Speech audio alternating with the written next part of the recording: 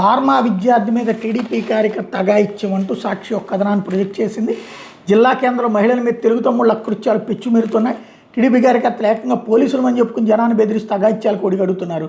ఈ క్రమంలోనే పార్కులో ఉన్న ఫార్మా విద్యార్థి మీద టీడీపీ కార్యకర్త కొక్కంటి హరి లైంగిక దాడికి ప్రయత్నించాడు. ఈ దురాఘాతం ఆలస్యంగా వెలుగులోకి వచ్చింది.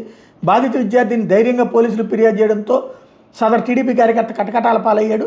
పోలీసుల కథనం ప్రకారం నెల 26న అనంతపురం రూరల్ పరిధిలోని టీవీ టవర్ వద్ద ఉన్న వనమిత్ర పార్కులో జిల్లా కేంద్రంలో ఉన్న ప్రైవేట్ ఫార్మసీ కళాశాలలో చదువుతున్న యువతి ఆమె స్నేహితుడు మాట్లాడుకుంటున్నారు. అదే సమయంలో ధర్మవరానికి చెందిన టీడీపీ కార్యకర్త కొక్కంటి హరి అక్కడికి వెళ్ళాడు. మీరు ఇక్కడ ఏం చేస్తున్నారు, మేము పోలీసులను విచారణ చేయాలి, స్టేషన్కి రండి అంటూ భయపెట్టే ప్రయత్నం చేశాడు.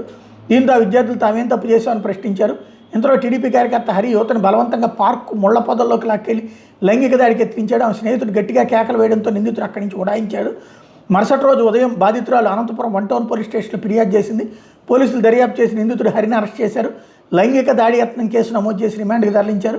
కాగా ధర్మవరం పట్టణంలోని టీడీపీ కార్యకర్త హరి అనేక ఆగడాలకు ఒడిగట్టాడు.